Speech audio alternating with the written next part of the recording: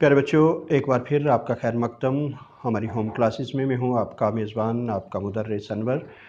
आज हम बात करेंगे मिर्ज़ा असदुल्ला ख़ान ग़ालिब की एक मशहूर गज़ल के हवाले से। ये न थी हमारी किस्मत के विसाल यार होता, अगर और जीते रहते यही इंतज़ार होता। इस गज़ल के ताल्लुक़ से पहले तो मैं आपको मुख्तसरन ये बताऊं कि ये हमारे Jammu Kashmir board of school education की 12वीं जमात के निसाब में भी शामिल है, और यही गज़ल CBSE central board of secondary education का जो दरसी किताब है, जो निसाब की किताब है, उसमें भी इस गज़ल को शामिल रखा गया है।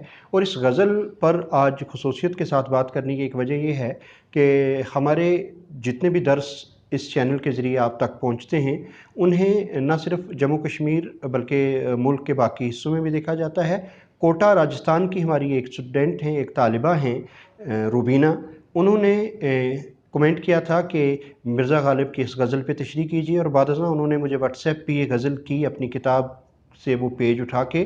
तो ख़ुसूसियत के साथ आज इस गज़ल की तशरीह रुबीना को हम डेडिकेट करेंगे। मिर्ज़ा असदुल्ला ख़ान ग़ालिब की जहाँ तक बात है, तो ग़ालिब के हवाले से एक बात ज़हन में ज़रूर रखिएगा। कहा जाता है कि मिर्ज़ा ग़ालिब ने दिल वालों की शायरी को दिमाग बख्शा है, यानी कि जज्बात के साथ साथ फ़हम व इदराक की बात करने पर, गौर व खोज करने पर मजबूर करने वाली शायरी का अगर बाकायदा से कहीं आगाज़ उर्दू में हुआ है, तो उसमें जो नाम सर फहरिस्त आते हैं उनमें एक नाम मिर्ज़ा असदुल्ला ख़ान ग़ालिब का भी है। तो मिर्ज़ा असदुल्ला ख़ान ग़ालिब की ये गज़ल पहले मैं तहत-उल-लफ्ज़ में आपके साथ पढ़ूँगा पूरी की पूरी, फिर उसके बाद हम आगे बढ़ेंगे। तो आपकी स्क्रीन पे मैं इस गज़ल को लिख भी देता हूँ, और उसके बाद आपके लिए मैं इस गज़ल को पहले पढ़ता हूँ, फिर हम इसकी तशरीह या शरह की तरफ बढ़ेंगे। ये न थी हमारी किस्मत के विसाल यार होता, अगर और जीते रहते यही इंतज़ार होता। तेरे वादे पर जिए हम तो ये जान झूठ जाना कि खुशी से मर न जाते अगर एतबार होता। कोई मेरे दिल से पूछे तेरे तीरे नीम कश को, ये खलिश कहाँ से होती जो जिगर के पार होता। ये कहाँ की दोस्ती है कि बने हैं दोस्त नासे, कोई चारा साज होता, कोई गम गुसार होता। गम अगरच जां गुसल है पे कहाँ बचे कि दिल है, गम इश्क गर न होता गम रोज़गार होता। कहूँ किससे मैं कि क्या है शब गम बुरी बला है, मुझे क्या बुरा था मरना अगर एक बार होता। हुए मर के हम जो रुसवा हुए क्यों न घर के दरिया, न कभी जनाजा उठता न कहीं मज़ार होता।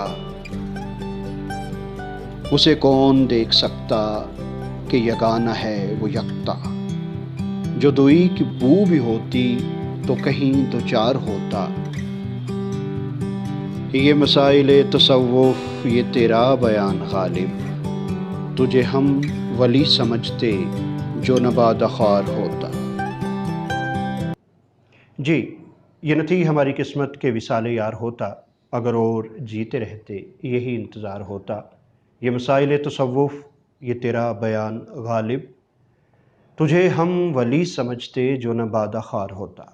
मिर्ज़ा असदुल्ला ख़ान ग़ालिब की ये गज़ल पूरी की पूरी मैंने आपके लिए पढ़ दी है, लेकिन अब मरहला आता है इसकी शरह करने का, इसकी तशरीह करने का। तो इससे पहले कि हम इस गज़ल की तशरीह करें, एक एक शेर को हम समझने की कोशिश करें कि इन लफ्ज़ों के बीच क्या मफ़हूम पोशीदा है, तो उससे पहले ज़रूरी समझता हूँ कि इस गज़ल के चंद मुश्किल अल्फाज जो हमारे लिए नामानूस हैं या हम कम इस्तेमाल करते हैं, उनके मानी हम देख लेते हैं, ताकि जब हम इस गज़ल के एक एक शेर की तशरीह करेंगे तो हमें समझने में आसानी रहेगी। तो सबसे पहले मुश्किल अल्फाज पे एक नज़र। यहाँ जो पहला लफ्ज़ है वो विसाल है। विसाल के मानी होते हैं मिलन या मुलाकात। दूसरा लफ्ज़ एक मुरक्कब लफ्ज़ है नीम कश। नीम का मतलब होता है आधा, कश का मतलब होता है खींचना। तो नीम कश के मानी हो गए आधा खींचा हुआ। खलिश, खलिश का मतलब होता है चुभन, या जो कोई दर्द महसूस हो जाता है किसी चीज़ के चुभने से, तो उसे खलिश कहा जाता है। اس کے بعد جو لفظ ہے وہ ہے ناصح۔ ناصح کہا جاتا ہے نصیحت کرنے والے کو۔ چارہ ساز، چارہ ساز کہتے ہیں حل تلاش کرنے والے کو، علاج بتانے والے کو۔ ہم نہیں کہتے ہیں کہ بے چارہ شخص ہے، یعنی اس کے پاس مسئلے کا کوئی حل یا چارہ نہیں ہے۔ پھر ایک لفظ آئے گا غم گسار۔ غم گسار کہتے ہیں غم بانٹنے والے کو، آپ کا درد بانٹنے والا۔ جو اگلا لفظ ہے وہ ہے غسل۔ غین سے نہیں بلکہ غاف سے ہے۔ غین سے غسل ہوتا ہے، اس کا مطلب نہانا ہوتا ہے، تو غاف سے غسل کا مطلب ہے تباہ کرنے والا۔ ہمارے ہاں شعر میں لفظ پورا آئے گا، غم اگرچہ جاں غسل ہے، تو جاں کو تباہ کرنے والا۔ غرق ایک لفظ آئے گا، غرق کے معنی ہوتے ہیں ڈوبنا۔ پھر لفظ آئے گا یگانہ۔ یگانہ کے معنی ہوتے ہیں جس کے جیسا کوئی نہ ہو۔ اور پھر آخری شعر میں مقطع میں ہمارے پاس ایک لفظ آئے گا بادہ خوار۔ بادہ کہتے ہیں شراب کو، بادہ خوار کہتے ہیں شراب پینے والے کو، یعنی شرابی۔ تو یہ کچھ مشکل الفاظ تھے۔ اس کے علاوہ بھی اگر شعروں کی تشریح کرتے ہوئے کوئی مشکل لفظ سامنے آیا تو ہم اس کی بھی جو معانی ہیں وہ بتائیں گے۔ تو اب یہ تو مشکل الفاظ ہو گئے، اس کے بعد آگے دیکھتے ہیں۔ جی بچوں، یہ جو مشکل الفاظ تھے مرزا اسداللہ خان صاحب کی اس غزل کے، وہ ہم نے دیکھ لیے۔ اب ہم ایک ایک شعر کو لے کے اس کی تشریح شرح کرنے کی کوشش کرتے ہیں اور جاننا چاہتے ہیں کہ بین السطور ان اشعار میں کیا پوشیدہ ہے، کیا معانی اور مفہوم ان کے درمیان موجود ہیں، اور کس طرح ہم انہیں اپنی عملی زندگی میں اختیار کر سکتے ہیں۔ یا شعر پڑھتے ہوئے ہم یہ بھی دیکھیں گے کہ ان شعروں میں کیا کیا شعری صنعتیں استعمال ہوئی ہیں، ہمارے لیے عملی زندگی کے کیا کیا پیغام موجود ہیں۔ تو پہلے مطلع سے ہم اپنی بات کا آغاز کرتے ہیں۔ غزل کا مطلع ہے، یہ نہ تھی ہماری قسمت کہ وصال یار ہوتا، اگر اور جیتے رہتے یہی انتظار ہوتا۔ مطلب بچوں جیسے ہم پہلے پڑھ چکے ہیں، میرا ایک ویڈیو بھی ہے غزل کے اجزاء ترکیبی، اسے بھی آپ دوبارہ سے دیکھ سکتے ہیں کہ غزل کے پہلے شعر کو کہا جاتا ہے، اور اس کے لیے شرط ہے کہ غزل کے شعر کا جو پہلا شعر ہے اس کے دونوں مصروں میں قافی اور ردیف کی پابندی ہو۔ یہاں آپ دیکھیں کہ ردیف موجود ہے دونوں مصروں میں، ہوتا ہوتا بار بار جو آخری لفظ ہے یہ دہرایا جائے گا، یہ اس غزل کی ردیف ہے۔ اب جیسے لفظ ہے یار، انتظار، پار ہوتا، خمار ہوتا، تو یہ جو لفظ ہیں جن کی آواز ایک دوسرے سے ملتی ہے، یہ اس غزل کا قافیہ ہے اور ہوتا اس غزل کی ردیف ہے۔ اب اس شعر کی تشریح کی بات کرتے ہیں۔ یہ نہ تھی ہماری قسمت کہ وصال یار ہوتا۔ شعر کے پہلے مصرے سے یہ مفہوم نکلتا ہے کہ ہماری قسمت میں ہی بات نہیں تھی کہ ہمیں محبوب کا، یار کا وصال، اس سے ملن، اس سے ملاقات نصیب ہوتی، یعنی کہ ہماری قسمت ہی ایسی ہے کہ ہماری قسمت میں یار سے ملنا نصیب نہیں۔ اور دوسرا مصرع یہ کہتا ہے اگر اور جیتے رہتے یہی انتظار ہوتا۔ گویا کہ شاعر یہ کہنا چاہ رہا ہے، یا اس دوسرے مصرے سے یہ معانی نکلتے ہیں کہ اب جینے کی امید بھی ختم ہو گئی ہے، اگر زندگی اور بھی ہوتی اور زیادہ بھی میں زندہ رہتا تو مجھے یہ انتظار ہی رہتا کہ مجھے کبھی یار سے ملنا نصیب ہوگا یا اس سے تنہائی میں کوئی ملاقات میسر آئے گی۔ گویا کہ شاعر اس قدر مایوسی کا اظہار ان الفاظ میں کر رہے ہیں کہ ہماری قسمت میں ہی یار کا ملن یا وصال نہیں تھا، اگر زندگی اور بھی لمبی ہوتی تب بھی یہ بات میرے لیے انتظار ہی رہتی۔ اب دیکھتے ہیں دوسرا شعر کیا ہے۔ غزل کا دوسرا شعر ہے تیرے وعدے پر جیے ہم تو یہ جان جھوٹ جانا، کہ خوشی سے مر نہ جاتے اگر اعتبار ہوتا۔ یعنی کہ اے محبوب، تو نے ملاقات کا، وصل کا وعدہ کیا اور اس کے باوجود ہم جیے یعنی کہ زندہ رہے، تو وجہ یہ تھی کہ ہم نے جان لیا تھا کہ تیرا وعدہ جھوٹا ہے، تو جھوٹ کہہ رہا ہے، اور اسی لیے ہم زندہ رہے، ورنہ خوشی سے مر نہ جاتے اگر اعتبار ہوتا۔ اے محبوب، اگر یہ اعتبار ہوتا کہ تیرا وعدہ سچا ہے اور تو سچ میں ملاقات کرے گا، ہماری تو اسی وقت خوشی سے جان نکل جاتی، لیکن تیرے وعدے کے باوجود ہم جیے، ہم زندہ رہے، تو صرف اس لیے ہمیں پتہ تھا کہ تیرا وعدہ سچا نہیں بلکہ جھوٹا ہے۔ مرزا غالب کی غزل کا اگلا شعر ہے، کوئی میرے دل سے پوچھے تیرے تیر نیم کش کو، یہ خلش کہاں سے ہوتی جو جگر کے پار ہوتا۔ یعنی کہ جو تیری نگاہوں کا نیم کش تیر تھا، نیم میں نے آپ کو بتایا آدھا، کش کا مطلب کھینچا ہوا، کہ تو نے نگاہوں سے جو تیر چلایا وہ پورا کھینچ کر تیر نہیں چلایا تھا، جس کی وجہ یہ ہوئی کہ وہ تیر جگر کے آر پار نہیں ہوا بلکہ جگر میں اٹک کے رہ گیا ہے، اور یہی وجہ ہے کہ اس میں خلش ہو رہی ہے۔ عزیز طلبہ، اگر آپ کو کبھی یہ تجربہ ہوا ہو کہ آپ کے ہاتھ یا پاؤں میں کوئی کانٹا یا پھانس اٹک گئی ہو نا، تو جب تک اسے نکالا نہ جائے تو وہ چبھتی رہتی ہے، تکلیف دیتی رہتی ہے۔ یہاں وہی مثال شاعر نے دی ہے کہ میرے دل کو ہی پتہ ہے کہ تیری آنکھوں کے آدھے کھنچے ہوئے تیر نے مجھ پہ کتنا ظلم کیا ہے، کہ یہ میرے سینے میں ہی کھب کے رہ گیا ہے اور بار بار درد کر رہا ہے۔ اگر یہ جگر کے آر پار ہو جاتا تو مجھے اتنی تکلیف نہ ہوتی جتنا اس کے اٹکے رہنے کی وجہ سے مجھے تکلیف ہو رہی ہے۔ اب اگلا شعر دیکھتے ہیں۔ یہ کہاں کی دوستی ہے کہ بنے ہیں دوست ناسے، کوئی چارہ ساز ہوتا، کوئی غم گسار ہوتا۔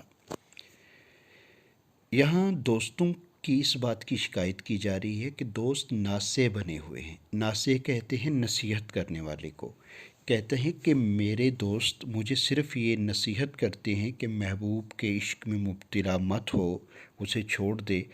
کہتا ہے مجھے ایسے دوستوں کی ضرورت نہیں جو ناصح ہوں، جو نصیحت کرنے والے ہوں، بلکہ دوست تو وہ ہوتا ہے جو چارہ ساز ہو، جو مسئلے کا حل تلاش کر سکے، جو بیماری کا علاج بتا سکے۔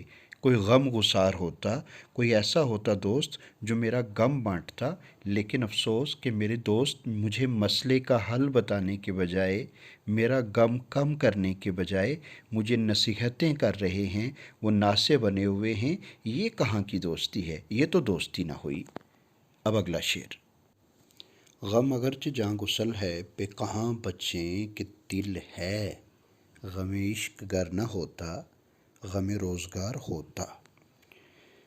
اس شعر میں یہ بتایا گیا ہے کہ غم بے شک جاں گسل ہے، یعنی کہ جان کو تباہ کرنے والا ہے، جان لینے والا ہے، لیکن غم سے بچنا آسان نہیں۔ کیوں؟ کیونکہ ہمارے پاس دل ہے، اور دل کا کام ہے خواہشیں کرنا، کسی چیز کو پانے کی حسرت تمنا کرنا۔ تو جب وہ خواہش پوری نہیں ہوتی تو نتیجہ ہوتا ہے کہ ہم غمگین ہو جاتے ہیں۔ تو اس شعر میں کے پہلے مصرے میں یہ ہے کہ غم بے شک جان کو تباہ کرنے والا ہے، لیکن جب تک ہمارے سینے میں دل دھڑکتا ہے ہم خواہشیں کرتے رہیں گے اور ہمیں غم ملتے رہیں گے۔ اور غم کیا مل سکتا ہے؟ غم عشق گر نہ ہوتا، اگر عشق کا غم نہ بھی ہوتا تو کیا ہوتا کہ غم روزگار ہوتا۔ پھر یہ فکر لاحق ہوتی کہ ہمیں روزگار کہاں سے میسر ہوگا، ہمارا ذریعہ معاش کیا ہوگا۔ تو گویا کہ جب تک دل ہے، اگر عاشقی کا غم نہ ہوا، روزگار کا غم تو رہے گا ہی رہے گا۔ اب بڑھتے ہیں اگلے شعر کی جانب۔ اگلا شعر اس غزل کا ہے، کہوں کس سے میں کہ کیا ہے، شب غم بری بلا ہے، مجھے کیا برا تھا مرنا اگر ایک بار ہوتا۔ اس شعر میں یہ کہا جا رہا ہے کہ جو غم کی رات ہے، شب غم، یہ بہت بری بلا ہے، میں کسے بتاؤں کہ یہ کتنی بری ہے، مجھے کیا برا تھا مرنا اگر ایک بار ہوتا۔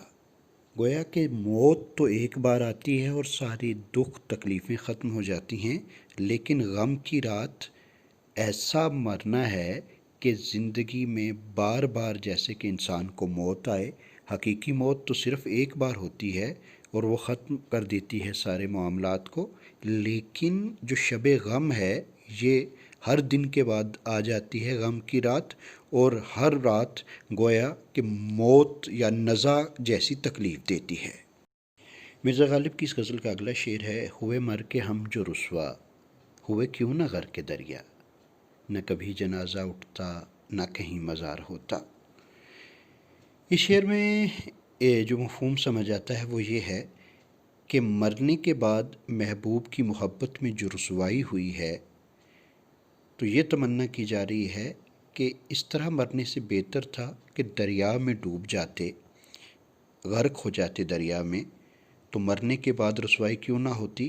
کیونکہ لاش اگر دریا میں بہہ کے کہیں گم ہو جاتی تو نہ کبھی جنازہ اٹھتا نہ کہیں مزار ہوتا۔ مزار قبر کو کہا جاتا ہے۔ تو اگر جب جنازہ اٹھا تو لوگ کہہ رہے ہیں کس کا جنازہ ہے، کون جا رہا ہے، کون مرا، کیوں مرا، تو یہ رسوائی کا باعث بنا۔ اور پھر اس کے بعد جہاں کہیں مزار بنا، یعنی کہ جہاں دفنایا گیا، وہاں بھی جب لوگ گزرتے ہیں تو یہی تذکرہ کرتے ہیں کہ یہ فلاں شخص ہے جو فلاں کی محبت کی وجہ سے جس کی موت ہوئی ہے۔ تو مرنے کے بعد بھی محبت کی رسوائی جو ہے وہ پیچھا نہیں چھوڑ رہی۔ تو اس سے بہتر یہ تھا کہ کہیں دریا میں ہی غرق ہو گئے ہوتے، نہ کہیں جنازہ اٹھتا نہ کہیں مزار ہوتا، اور اس بدنامی سے ہم بچ جاتے۔ اب آتا ہے غزل کا مقطع، آخری شعر۔ یہ مسائل تصوف، یہ تیرا بیان غالب، تجھے ہم ولی سمجھتے جو نہ بادہ خوار ہوتا۔ کہ غالب، جو یہ تیرے شعروں میں، تیری باتوں میں تصوف کے مسائل بیان کیے جا رہے ہیں۔ تصوف طلبہ اسے کہتے ہیں کہ جہاں فلسفے میں بحث کی جاتی ہے خدا کی ذات کے تعلق سے، اس کے ہونے نہ ہونے کے تعلق سے، تخلیق کے کائنات کے تعلق سے، انسان کے وجود کے تعلق سے کہ انسان کو کیوں پیدا کیا، کس نے پیدا کیا، مر کے ہمارے ساتھ کیا ہوگا۔ تو غالب کہتا ہے کہ یہ مسائل تصوف، یہ جو تصوف کے مسائل ہیں، مسئلے تو بیان کرتا ہے تیرے بیان میں غالب، یہ اس قدر سنجیدہ باتیں ہیں کہ تجھے ہم ولی سمجھتے۔ ولی لفظ کے معنی ہوتے ہیں بنیادی طور پر دوست، لیکن ولی اللہ کے مخفف کے طور پہ بھی ولی لفظ استعمال کیا جاتا ہے کہ تجھے ہم خدا کا ایک برگزیدہ بندہ، پہنچا ہوا شخص، ہندی میں جسے کہتے ہیں سدھ پرش مانتے، تجھے ہم ولی سمجھ لیتے، لیکن تجھ میں صرف ایک کمی ہے کہ تو بادہ خوار ہے، یعنی کہ تو شراب پیتا ہے، شرابی ہے۔ اگر تجھ میں یہ کمی نہ ہوتی تو تجھے ہم ولی تسلیم کر لیتے۔ گویا کہ غالب کی جرت کا یہ عالم ہے کہ وہ اپنے شرابی ہونے کی اس خامی کو برملا اس کا اظہار کرتے ہیں، اور یہ مانتے ہیں کہ اگر ان میں یہ شراب نوشی کی خامی نہ ہوتی تو وہ کسی ولی سے کم نہ تھے۔ تو عزیز طلبہ، یہ رہی ہماری اس غزل کی تشریح۔ جی بچوں، تو مرزا اسداللہ خان غزل جو ہم پڑھ رہے تھے غالب کی، اس کے سبھی اشعار کی تشریح ہم نے کر لی، مشکل الفاظ کے معانی دیکھ لیے ہم نے۔ اس سے آگے بڑھنے سے پہلے آپ سے میں یہ بات ضرور کرنا چاہوں گا، اس تشریح کے دوران بھی آپ سے کہی کہ اگلا جو ویڈیو میں آپ بچوں کے ساتھ شیئر کروں گا، میرے محترم اساتذہ بھی اس میں شریک رہا کریں اور اپنی رائے سے ضرور نوازا کریں کہ ہم کیسے ان ویڈیوز کو اور زیادہ بہتر کر سکتے ہیں۔ تو اگلے ویڈیو کے حوالے سے میں کہہ رہا تھا کہ اگلا ویڈیو جو میں آپ کی خدمت میں لے کے آؤں گا وہ خصوصیت کے ساتھ امتحانی نقطہ نگاہ سے ہوگا کہ جب آپ طلبہ و طالبات امتحان کا پرچہ لے کے بیٹھتے ہیں لکھنے کے لیے، تو اکثر ہمارے ہاں سوالات ہوتے ہیں کہ ان شعروں کی یا اس نظم کے اس بند کی تشریح کیجئے، تو اس وقت ہمیں کن باتوں کو ملحوظ خاطر رکھنا ہوگا، کن باتوں کا دھیان رکھنا ہوگا، تاکہ جو ممتحن ہوں، جو آپ کے پرچے کی جانچ کرنے والے ہوں، وہ کس طرح سے یہ جان سکیں کہ آپ یہ رٹی رٹائی چیزیں نہیں لکھ رہے ہیں بلکہ غزل کے یا اس شعر کے باقی رموز سے بھی واقف ہیں۔ تو اگلا ویڈیو آپ کے ساتھ مختصر سا لیکن ضرور اس والے سے ہوگا کہ تشریح کرتے وقت یا تشریح لکھتے وقت بحیثیت طالب علم ہمیں کن باتوں کو دھیان میں رکھنا ہے۔ تو اگلے ویڈیو میں آپ کے ساتھ ملاقات کریں گے، تب تک کے لیے اپنا خیال رکھیے، اپنی تعلیم پر دھیان دیجیے، اپنے علاقے، اپنے دیش، اپنے ملک کی صفائی اور اس کی بھلائی کے لیے ضرور کچھ نہ کچھ روز کیجیے۔ بہت شکریہ۔